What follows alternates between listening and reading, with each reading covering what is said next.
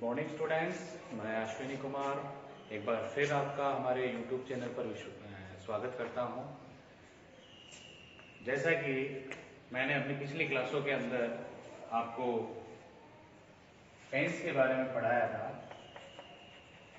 हमने past perfect tense तक complete कर लिया है। अगर आप आगे के टेंसेस को समझना चाहते हैं तो मेरे पिछले जो वीडियोस हैं उनको आप ज़रूर देखें ताकि आपको ये अच्छे से समझ में आए। और अब तक अगर आपने हमारे चैनल को सब्सक्राइब नहीं किया है तो उसे सब्सक्राइब करिए और पास में लगे बेल आइकन को दबा करके नोटिफिकेशन प्राप्त करें। तो आज हम पढ़ने वाले हैं fourth part of past tense. Past tense का चौथा पार्ट क्या होता है? Past perfect continuous tense. Past perfect continuous tense ये पास्ट टेंस का फोर्थ पार्ट है। इसकी हिंदी आइडेंटिफिकेशंस क्या होती हैं तो देखिए, जिस तरह से प्रेजेंट परफेक्ट कंटिन्यूअस टेंस में हिंदी आइडेंटिफिकेशंस होती हैं और पास्ट परफेक्ट कंटिन्यूअस में भी उससे काफी सिमिलर होती है, काफी मिलती जुलती सी हिंदी आइडेंटिफिकेशन होती है। इसमें क्या होता है देखिए, at the end of Hindi sentences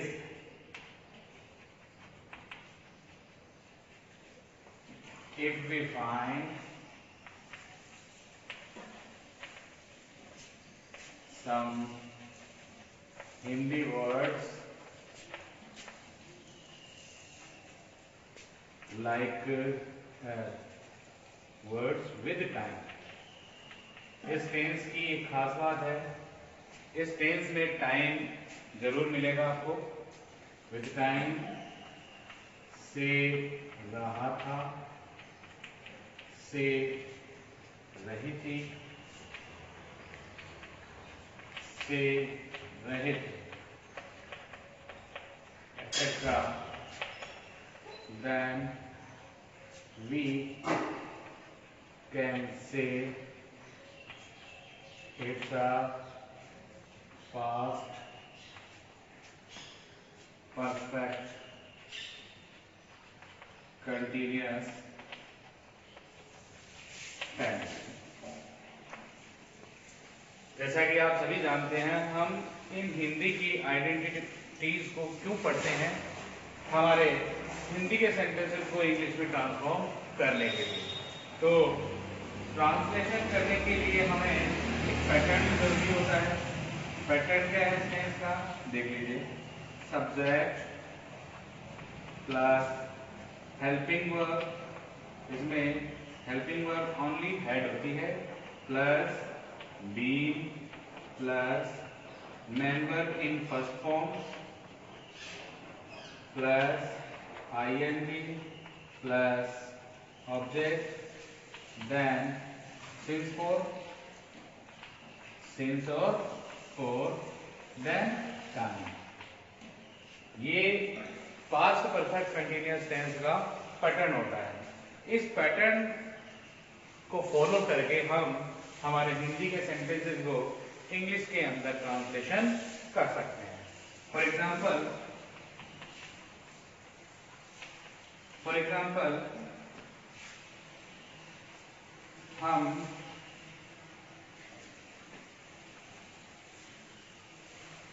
पांच दिनों से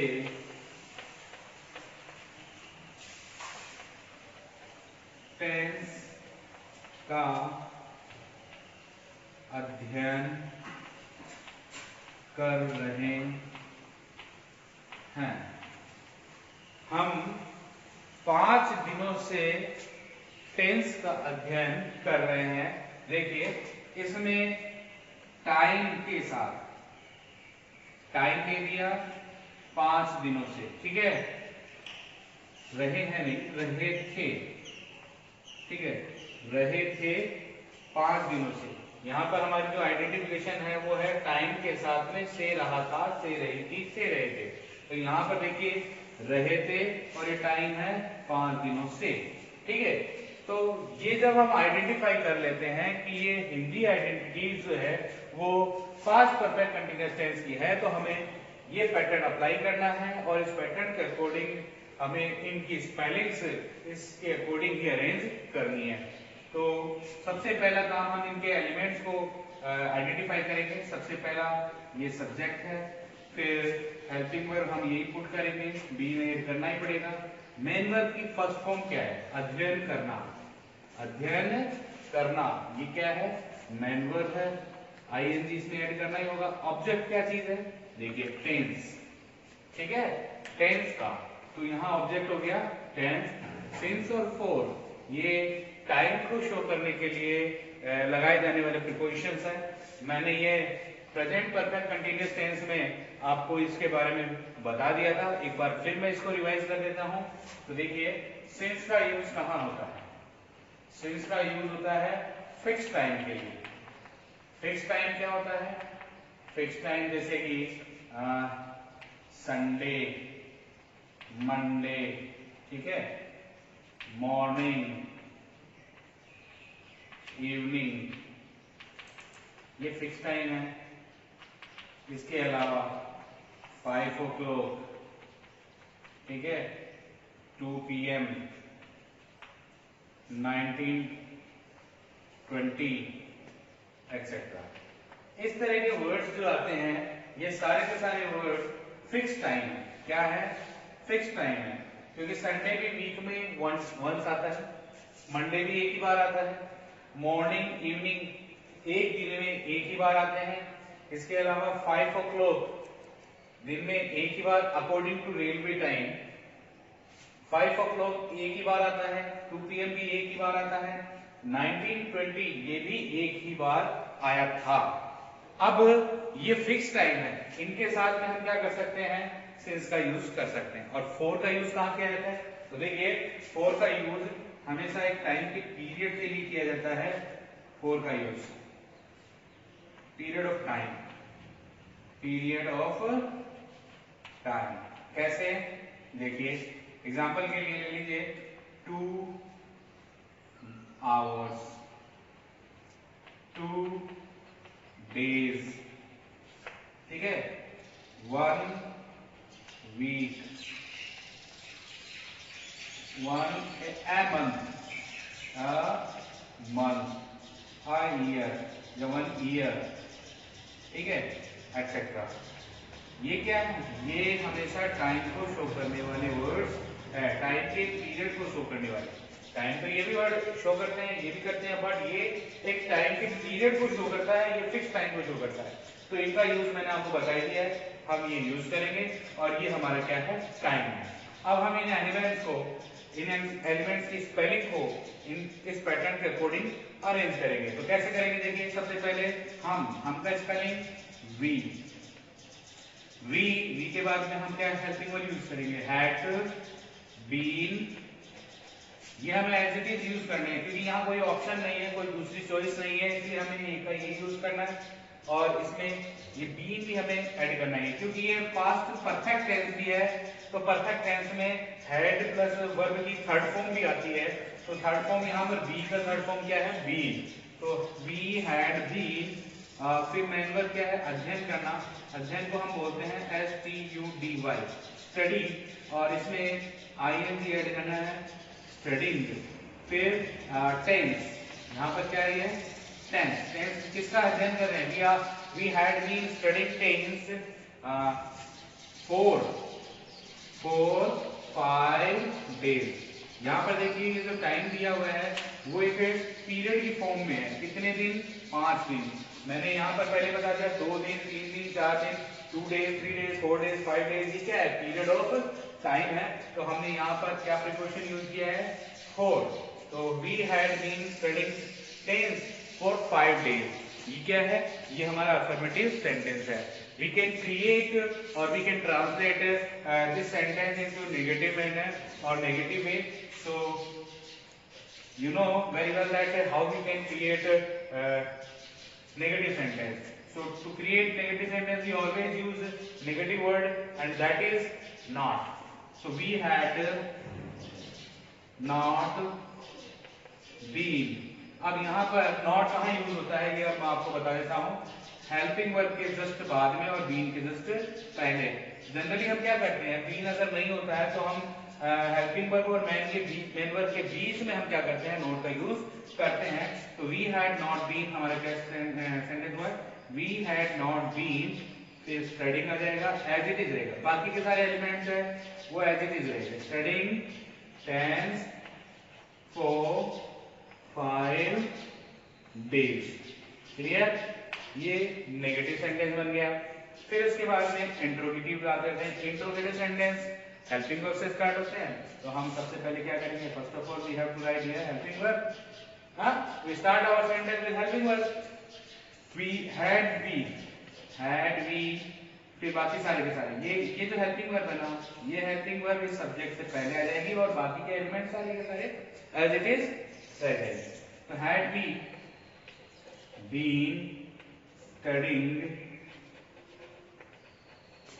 tense for 5 days and then question mark. Interrogative sentence complete. Now the turn is interrogative negative sentence. तो इंट्रोगेटिव तो ये है ही है, अभी हमें क्या करना है, इसका नेगेटिव वर्ड कन्वर्ट करना है, नेगेटिव वर्ड बनाना है इसके साथ में, यानी नेगेटिव वर्ड इसमें इंक्लूड करना है। तो क्या करेंगे हम, हेल्पिंग वर्ब तो एज इट इज रहेगी यहीं पर, had we not been. Clear, जैसे कि हमने ऊपर नेगेटिव सेंटेंस में नॉट का यूज कहाँ किया था, हमने नॉट का यूज किया था वी और हैड के बाद में, जस्ट बाद में। तो हैड तो इधर आ गया, तो नॉट कहाँ रहेगा, वी के जस्ट बाद में। Had we not been studying tense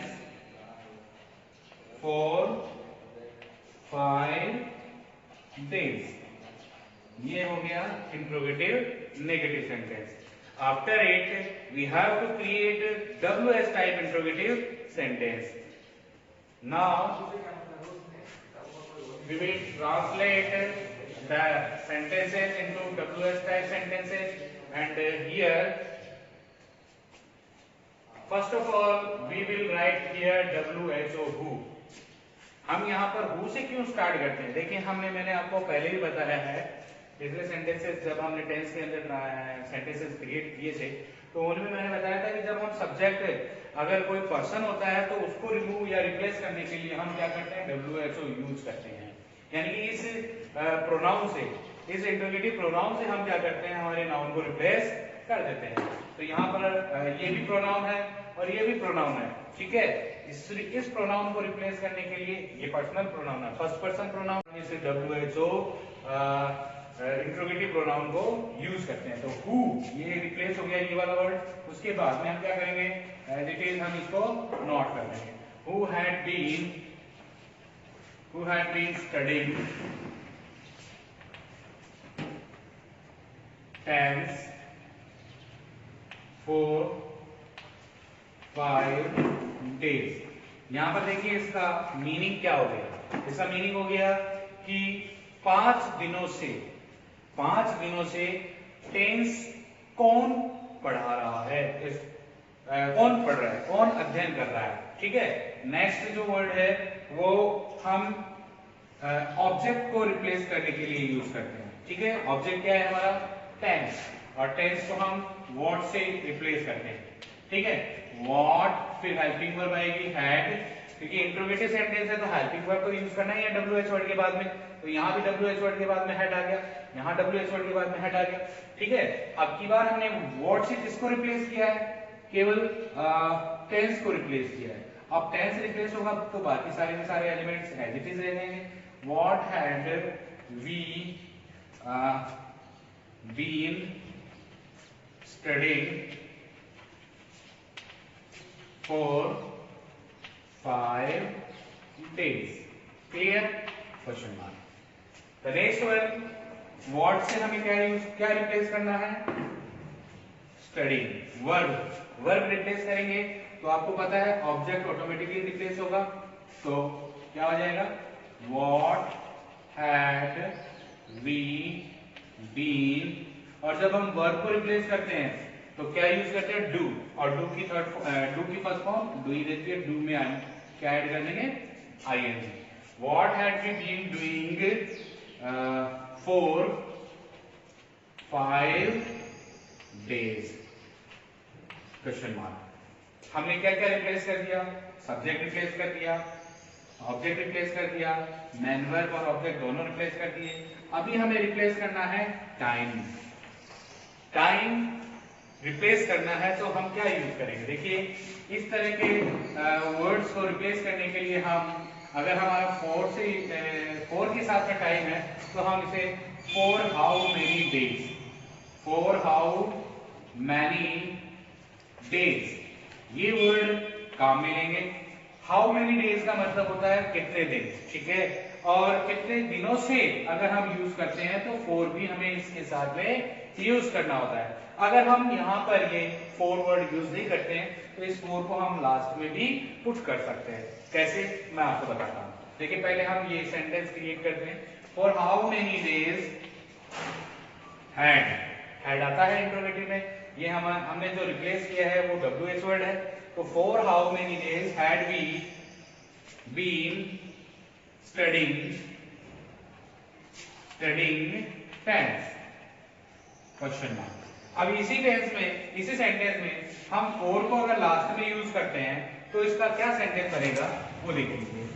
उसके अंदर हम हाउ मेनी डेज को स्टार्टिंग में लेंगे। How many days had we been studying tense, और फोर लास्ट में हमने इसको यूज कर लिया। तो ये भी रॉन्ग नहीं है, ये सेंटेंस बिल्कुल सही है, बट इसमें बस यही है डिफरेंस कि ये फोर है वो हमने लास्ट में पुट कर दिया। एज यू नो दैट ये टाइमिंग वर्ड जो है, ये टाइमिंग वर्ड या टाइमिंग WH वर्ड जो है वो हमेशा टाइम 4 और 6 के साथ में ही आता है। इसलिए हमने इस सेंटेंस के अंदर जो प्रीपोजिशन है 4, ये हमने WH वर्ड के साथ ही यूज किया है। दोनों सेंटेंस सही है, गलत कोई सा भी नहीं है, ठीक है। तो ये था हमारा examples of past perfect continuous tense. अब मैं एक सेंटेंस आपको और बताऊंगा, वो आपको अपने आप से सोल्व करना है। अगर आपको नहीं समझ में है तो आप मुझसे हमारे व्हाट्सएप ग्रुप के ऊपर मैसेज करके आप मुझसे पूछ सकते हैं, ठीक है। तो सेकंड एग्जांपल क्या है, देखिए। वे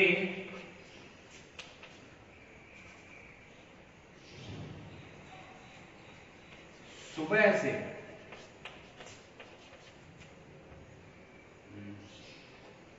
गणित के सवाल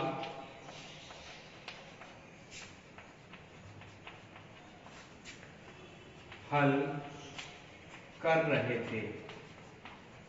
वे सुबह से गणित के सवाल हल कर रहे थे। यहाँ पर जो भी एलिमेंट्स हैं उनको आपको पहले आइडेंटिफाई करना है और फिर पैटर्न के अकॉर्डिंग क्या करना है, एलिमेंट्स को अरेंज करना है, उनकी स्पेलिंग्स आपको पुट करनी है, और ऐसा करके आपको ये सेंटेंस WH टाइप को इंट्रोगेटिव सेंटेंस तक क्रिएट करने हैं, ट्रांसलेट करने हैं। मैं उम्मीद करता हूं कि आपको ये वीडियो पसंद आया होगा, और आपको हमारे जो नए वीडियोस अगर आपको पाना है, प्राप्त करना है, तो उसके लिए बेल आइकन पे जरूर क्लिक करिएगा और टाइम टू टाइम इसके लिए नोटिफिकेशन प्राप्त करते रहिएगा। Thank you.